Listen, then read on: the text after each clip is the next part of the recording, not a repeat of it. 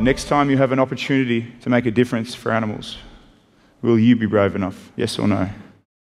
Okay guys, welcome to Activity 18, and today we're going to be talking about the different perspectives on poaching.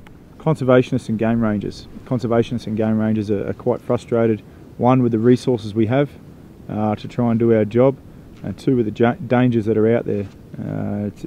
Game rangers get paid very little money and they're expected to go out there on a daily basis against great threats and risk their lives, and so when a poacher comes in and tries to exploit that, it can be quite challenging, especially sometimes our rangers are injured or killed in the line of fire.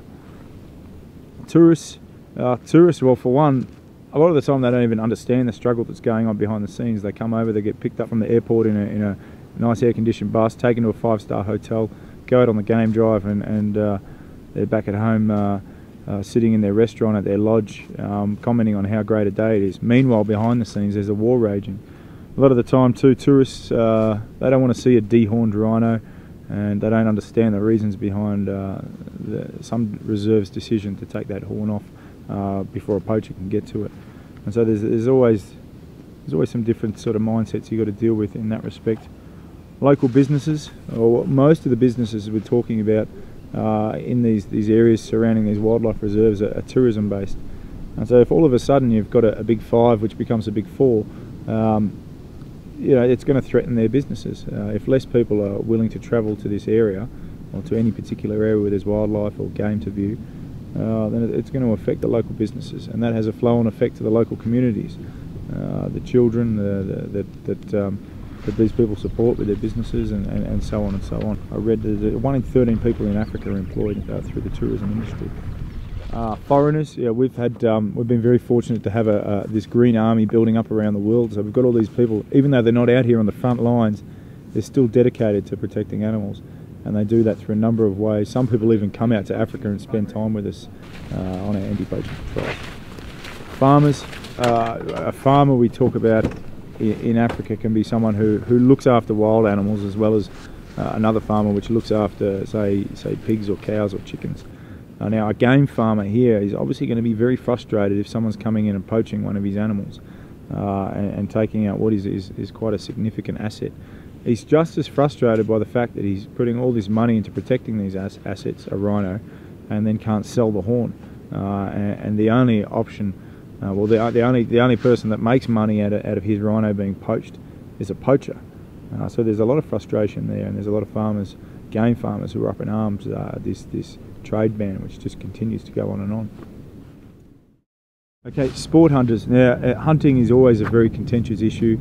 You see all these pictures on Facebook of hunters posing in front of dead elephants and so forth. But I ask you this: what's the difference between a person who shoots an elephant, to a person that catches a fish, to a person that kills a chicken and puts it on your table? In each instance, one animal has died.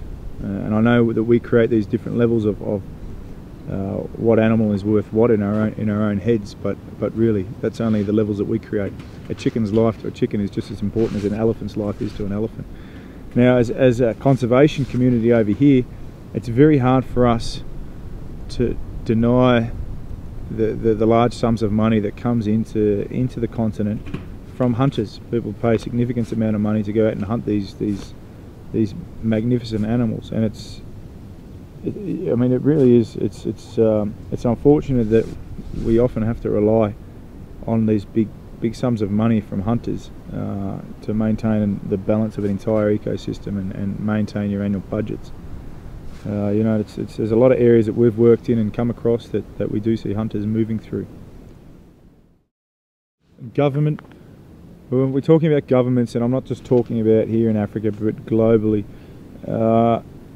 environment is just a thumbsuck. A lot of the time, really it is, and it's just done to try and please small pockets of the community that make a big enough noise.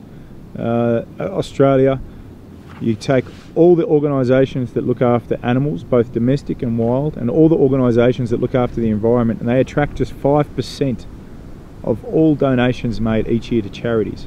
Religion has 35%. So you can't really tell me that conservation in Australia, for example, or the environmental protection is really something that they care about. It's just It's really sad actually when you think that this is our planet that's just being destroyed, and we just still focus on, you know, how many minerals can we rip out of the ground and how many skyscrapers can we build in our city. You know, it's not where's our real priorities? International communities, you often see all these Facebook petitions. You get people jumping on and signing these petitions, and they're fueled on a one-liner. Stop the trade in rhino horn, that sort of stuff, and they don't actually understand the situation. They're not fully educated. They haven't come over here and lived on the front line and understand that we just don't have the resources to win this war. And so we need to look at logical solutions, and some of the logical solutions is looking at things like a legalised trade in rhino horn.